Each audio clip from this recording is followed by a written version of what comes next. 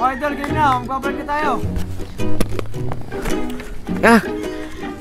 Andiyan na pala ka. Bitigan ko mukha. Medyo na kayo mga kasabong. Kita nyo na. Ah. Sarap dito. Mga medyo masarap yung datingan ng ating pag-upo dahil kita nyo naman may bago akong upuan. Yabang-yabang nito. Tsaka yung ano to, parang na ako si Kalantas Game Farm. Alright! Ulol! Kalantas! Body rap rap! Pares na tayo ng datingan. Yan! Tsaka pansin yung shoutout sa aking bagong upuan. Binili ko lang to. 900 lang to. Araw-araw ganyan ang trabaho ko rito. O diba? Pagka medyo masarap-sarap ako na eh. O diba mga kasabong? Feel free. Pag ikaw mag-iisip-isip ng mga bagay-bagay, yan. Pwede kang tumambay sa mga ganitong datingan mga kasabong. Sapakin ko kaya ito para makatulog. Ngayon mga kasabong, seryosoho na po tayo. Hello, what's up mga kasabong? Ayun, nandito na naman tayo sa panibagong episode ng Parang kalantang eh! Sabong Pinas! Alright! Magandang araw po sa ating lahat mga kasabong. So mga kasabong, ang tatalakayin natin ngayon na pag-uusapan natin mga kasabong is yung magandang magandang talakayan dahil maraming ganito mga kasabong eh. Yung maraming mahilig sa puro hingi. Ayan. So siyempre binibigyan ko kayo ng tips sa mga pag-aalaga ng mga diskarte sa buhay. Bibigyan din kita ng diskarte kung paano manghingi. Di ba mga kasabong, maganda to. Magagamit mo to. Magagamit mo to sa iyong buhay. Sa buhay pang Dodorobo. Masyado ka rin makaalipusta, oy! Kaya mga kasabong, tapusin mo tong content na to. Kaya hindi ka magsisisi. Matututo ka mga kasabong, promise. Magagamit mo to sa lahat ng bagay. Usapan yan, ha? Kaya mga kasabong, paano ba talaga manghingi ng manok? Siyempre maraming ganun mga kasabong dahil hindi naman lahat kaya hindi naman lahat kayang makabili talaga ng mga manok eh. Dahil siyempre maraming magmamanok, maraming hilig magmanok pero hindi nila alam na kung kaya ba nila makabili, kaya nangihingi na lang po sila. So yung mga kasabong, bago natin bigay yung tips kung paano manghingi, baybayin muna natin yung mga diskarte nila. Yung mga diskarte ng mga durobong ngayon eh. Yan yung mga kasabong, babaybayin natin ha ito. Ito una, boss, ang gagaling ng manok mo. Ang lalakas mamalo, tapos pagka nasa ruweda ka, di ka na nadidihado. Tapos pag nadihado ka, madaming sumasahot, ang galing talaga ng manok mo, boss, sisikat ka. Oo, naniniwala ako. Siyempre, ikaw, ramdam na ramdam mo. Talaga? Dinadamdam mo. Siyempre, taas-taas na naman mo. Tapos biglang hihiritan ka. Boss, meron ka ba dyang winner? May winner ka dyan? Baka pwede mahiram, baguhan lang.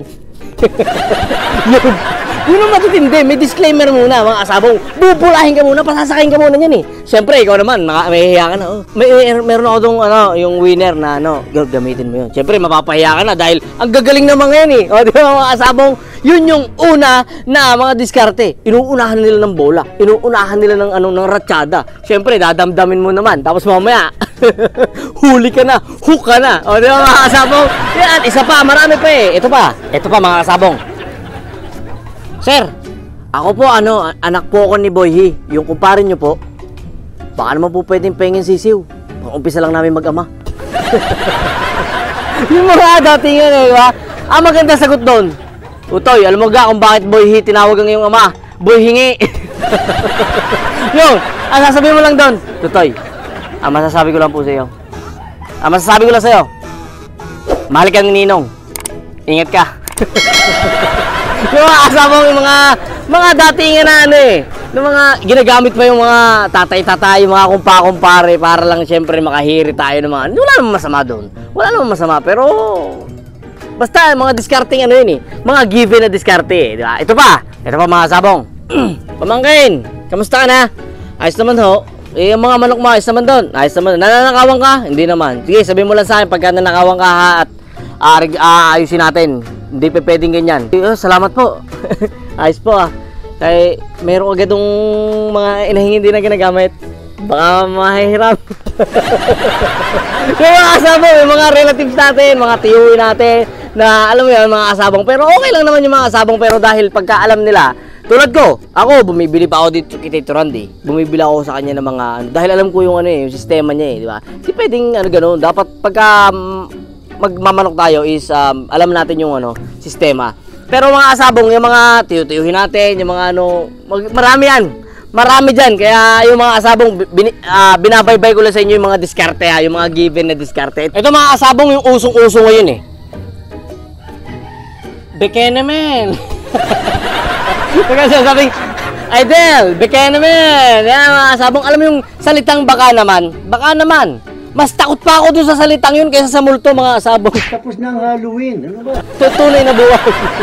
Pagka sinabihan ako ng baka naman, ayan na, nakakarinig ako, tinataasan ako ng balaybo mga asabong. Pagka sinabi, Idol, baka naman, ayan. Tapos pag kami pinagbigyan ka, may mahirit, sana all. Ano mga asabong, yung bekenemen, pag pinagbigyan mo yung bekenemen, ang kasunod niyan, sana all.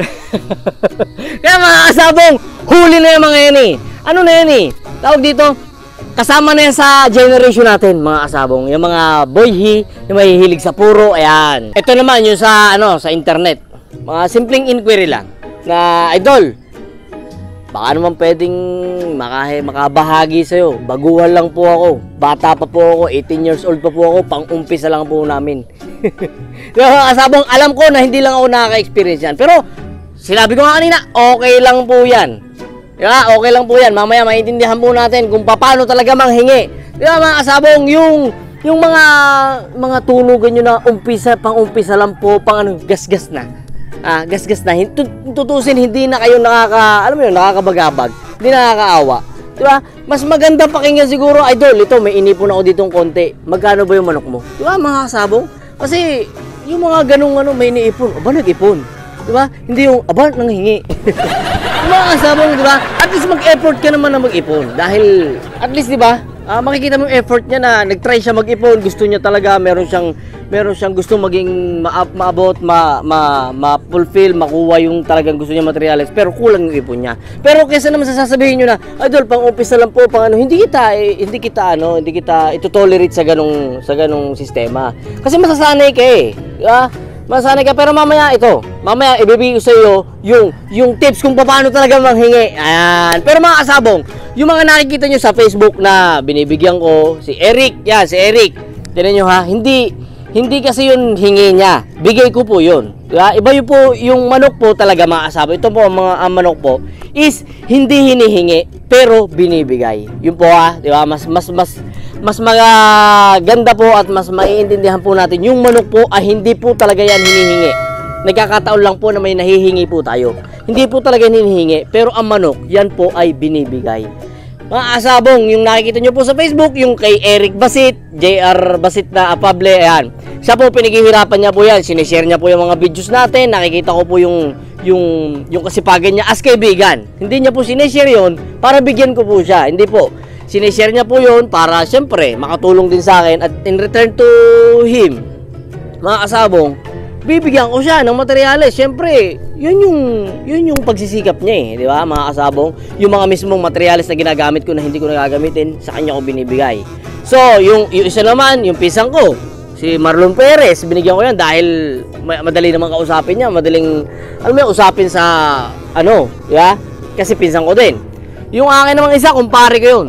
Si paring Joseph Raldin Kine, binibigyan ko yun ng mga pulit dahil nung time na lockdown at kahit saan mo yan, basta alam mong kailangan kanya, maaasahan yan. Kaya nandito lang din ako sa kanila para suportahan din sila mga kasabong. Wait lang, pinapawisan lang ako. So at saka yung binigay ko sa aking kumpare na driver ko din ng aking sasakyan, mga kasabong, binibigyan ko sila kasi mahilig nila yung magmanok eh, pero hindi sila nanghihingi sa akin. Tsaka yung kapatid ko, si Kuya, gibe naman yung kapatid ko yung kahit ano damputin niya doon, pwede. Kasi kapatid ko naman yun. Kaya, yun mga kasabong, ang dahilan kung bakit nagbibigay din po ako ng manok, hindi po dahil hinihingi nila sa akin. Pag may nanghingi po sa akin, baka po bigyan ko yan, pero alam nyo yun, pagka talagang ka-close ko, pero yung mga hindi ko naman masyado ka-close, mga baka pagbibigyan ko din, pero alam nyo na, hindi ganun ka, yung mga kinakal natin, syempre, it's up to them na, kung talagang bubuhayin nila, bahala sila. Pero, yun yung risk, yung tawag dito, worst case nun, kung hindi maganda lumabas, kasalanan mo. Mga kasabong, so yun mga kasabong, dumaho tayo sa tips na kung paano ba talaga yung technique kung paano manghingi. Ito bibigay ko sa inyo. Wala! Walang teknik kung paano manghingi. Eh di pagka sinabi ko sa inyo kung anong teknik pa paano manghingi, gamitin nyo pa sa akin. Yung teknik na mga kasabong, pamagat lang yun. Walang gano'n. Ngayon mo sa akin, sasaktan ko yan. Mga kasabong, dahil mga kasabong, ang buhay ng pagmamanok, laging may kaakibat na pera yan. Di ba mga kasabong, dahil ang patuka po, hindi naman po siya nahihingi. Di ba mga kasabong, mamuhunan po tayo. Ang pagmamanok po talaga, dahil pag hiningi mo yan, pupustahan mo yan, tsaka mo lang ilalabas pera mo. Di ba mga kasabong, punanan mo naman, mahiya ka naman. Di ba mga kasabong, pero utol, palakpakan natin yung mga magagaling manghingi. Yan, palakpakan pa na. Isa pa, yan, palakpakan natin sila mga kasabong. Bakit? Dahil mas pinili nilang maging makapal na mukha kesa gumawa ng masama. O diba mga kasabong? Rhyming. O diba mga kasabong? Pasensya na po kayo kung meron dito natatamaan. Kung meron pong mahilig talaga manghingi. Dahil baka mga kasabong ganito yung mangyari. Humingi ka sa akin. Nilaban mo. Natalo. Sasabihin mo doon sa ako, pare, kanino ba manok yun? Hiningi ko doon kay AGP. 3 na nahihingi ko. Walang nanalo. Losing line. Losing line ng manok niyan. Ibebenta mo pa. Ilalako mo pa. Diba? Nang pagtalo yung hiningi mo. Hingi mo lang naman eh. Diba? Tapos pag binigyan ka ng putol ng pitso, galit ka pa. Ano ang pakialam mo doon? Diba mga kasabong, huwag nating ugaliin manghingi. Diba mga kasabong, dahil kami na may mga namuhunan na nag-umpisa ay namuhunan na din mga kasabong. Marami na kaming nailaan na pera, na pagod, na gastos. Pero bigyan naman natin ng karapatan yung aming mga sarili na hintayin nyo kami magbigay. Lahat naman ng magmamanok mga kasabong hindi madamot, pero hintayin nyo lang yung pagbibigay. Kasi mga kasabong pag nanghingi ka tapos hindi ka napagbigyan, ikaw yung galit.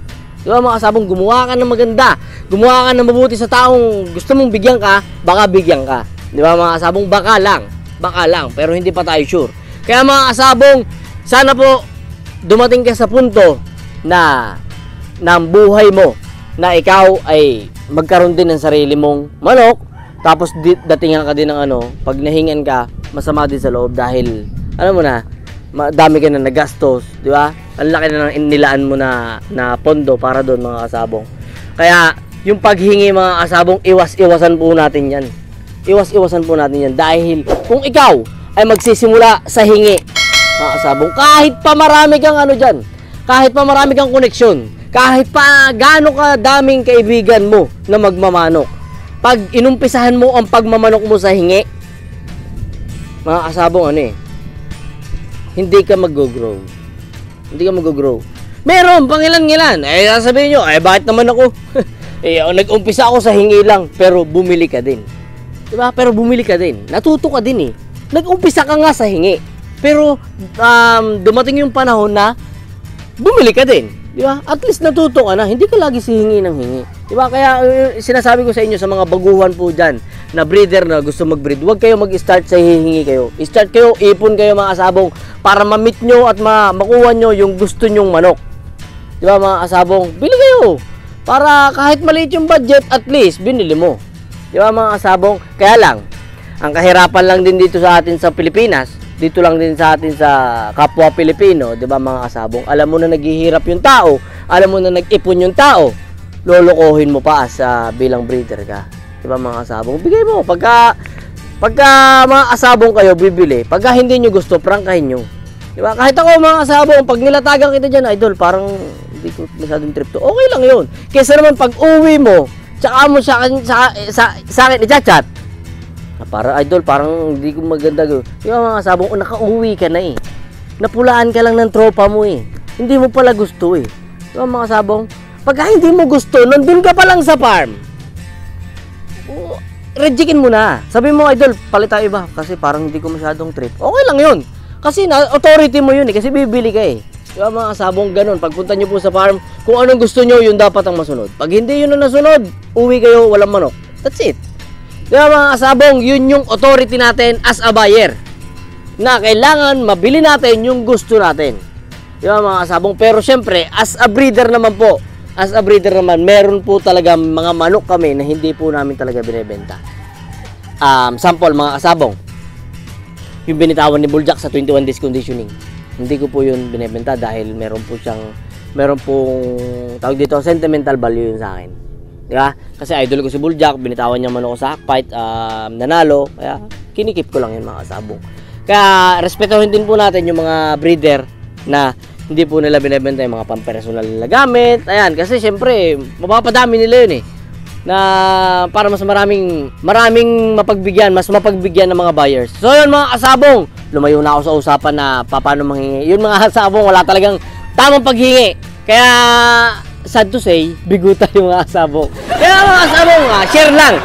Dito naman maganda sa Sabong Pinas mga kasabong. Share mo lang ng i-share ng video, natutuwa ako sa'yo. Doon sa mga nag-ano, kita ko po kayo na nag-share. Huwag po tayong sumuko na mag-share, na mga videos po sa Facebook ng Sabong Pinas. Bibigyan ko po kayo mga kasabong pagdating ng panahon.